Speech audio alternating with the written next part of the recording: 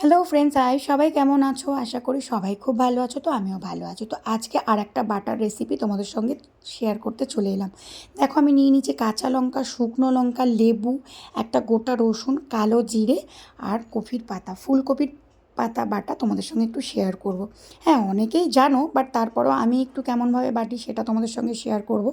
আর বাটাবুটিটা আমি একটু ভালোই পারি। আমার আশেপাশে যারা খায় তারা বলে যে সত্যি বাটাটা আমার বেশ ভালোই হয়। অন্যান্য হয়তো ভালো রান্না করতে পারি না, বাট এগুলো একটু পারি। তো যাই হোক, দেখো এখন কড়া নিয়ে নিয়েছি। কড়ার মধ্যে অলরেডি সাদা তেল দিয়ে দিয়েছি। সাদা তেলটা কিন্তু গরমও হয়ে গেছে। এবার আমি দিয়ে দেবো কালো জিরে আর শুকনো লঙ্কা। শুকনো লঙ্কার কালো জিরে টা একটু কড়ার উপরে টেলে নিলে কি হয়, এটা দিয়ে বাটলে খুব ভালো একটা স্মেল হয়। অনেকেই কাঁচা লঙ্কা দিয়ে তোমরা বাটো। আমিও কিন্তু এটা একজনের থেকে দেখেই শিখেছি। এইভাবেই মানুষ শেখে একে অপরের থেকে, তাই না? তো যাই হোক, এইভাবে যারা তোমরা ট্রাই করোনি কখনও, তোমরা এইভাবে ট্রাই করে একবার দেখো। আশা করি তোমাদের খুব ভালো লাগবে। স্মেলটাও ভীষণ ভালো হয়। আর যে কোনো বাটা একটু ঝালটা একটু বেশি হলে বেশ ভালোই লাগে, তাই না? যারা ঝাল খেতে পারো না তারা একটু পরিমাণে ঝালটা কমই দেবে। তো দেখো, মিক্সিতে আমি নিয়ে নিচ্ছি কফির পাতাগুলো কাঁচা। অনেকে কফির পাতাগুলোকে কিন্তু সেদ্ধ করে নেয়, বাট আমি কিন্তু কফির পাতা সেদ্ধ করি না। এইভাবেই কিন্তু আমি কাঁচা কফির পাতাটাকে মিক্সিতে আগে পেস্ট করে নিই।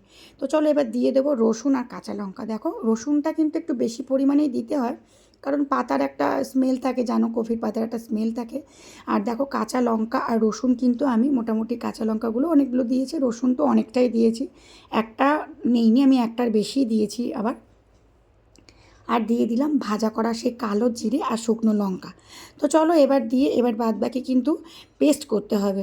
তো চলো এবার কিন্তু পেস্ট করে নিই। আর সত্যি কথা বলতে, তেলটা কিন্তু মানে তোমরা অল্প করেই দেবে, অনেক বেশি পরিমাণে তেলটা তোমরা দেবে না। দেখো, দিয়ে দিচ্ছি এবার নুন। সবটাই একসাথে দিয়ে তুমি পেস্ট করে নেবে। নুনটাও যদি একসাথে দিয়ে পেস্ট করে নাও, দেন কি সবটাই মিক্সড হয়ে যায়। যদিও পরে এটা মিক্সড করাই যায়, তারপরেও আমি সবই একবারে দিয়ে আমি পেস্ট করে নিই। তো চলো গাইস, এবার পেস্ট করতে হবে, এবার পেস্ট করে নিই। তো চলো এবার মিক্সির ঢাকনা দিয়ে এবার পেস্ট করা শুরু করে দিই। তো চলো, এবার মোটামুটি অনেকটা টাইমই লাগবে পেস্ট করতে। আর আমি অনেকটাই পাতা বেটেছিলাম। সত্যি কথা, আমার আশেপাশে সবাইকে একটু দিতে হয়, যার জন্য কিন্তু অনেকটাই বাটতে হয়। তো দেখো, অলরেডি বাটা কিন্তু আমার হয়ে গেছে, পেস্ট পুরো কমপ্লিট হয়ে গেছে। তো অনেকটাই হয়েছে, মানে বড় মিক্সির জারটার মধ্যে আমি পেস্ট করেছি।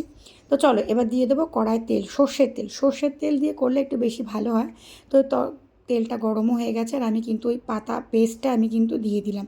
তো চলো এবার কিন্তু সিম আঁচ করে, মোটামুটি প্রথমে তোমার আঁচটা বাড়িয়ে দিয়েই তোমরা করতে পারো, তো যতক্ষণে জলটা তাড়াতাড়ি শুকিয়েও যাবে। তো চলো এবার এটা আমি, যতক্ষণে জলটা না শোকায় ততক্ষণে নাড়তে হবে। আর তলায় মোটামুটি আস্তে আস্তে যখন জলটা শুকিয়ে যাবে, তখন আস্তে আস্তে তলায় একটু ধরতে থাকে। তোমার দেখে দেখে বারবার নাড়তে হবে। তো চলো দেখো, এখন জলটা কিন্তু মোটামুটি শুকিয়েই গেছে, আর কালারটা কিন্তু পুরো চেঞ্জ হয়ে গেছে, দেখতে পাচ্ছ। আর কফির পাতা বাটা, যে কোনো পাতা বাটা, ঝিঙে পাতা বাটা, সব কিছু, পটলের চোকলা বাটা, এগুলো আমরা ভীষণ ভালো খাই, আমার ছেলেও ভীষণ ভালো খায়। তো দেখো, এখন লেবুর রসটা দিয়ে দেবো। আগে অলরেডি কিছুটা চিপড়ে দিয়ে দিয়েছি লেবুর রস, আবার বাদবাকিটুকু দিচ্ছি।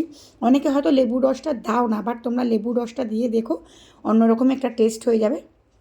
তো চলো গাইস, এই পর্যন্তই। ভিডিওটা ভালো লাগলে অবশ্যই কিন্তু একটা লাইক করো, কমেন্ট করো। আর চলো টাটা, আর দেখা হবে আর অন্য অন্য কোনো ভিডিওতে।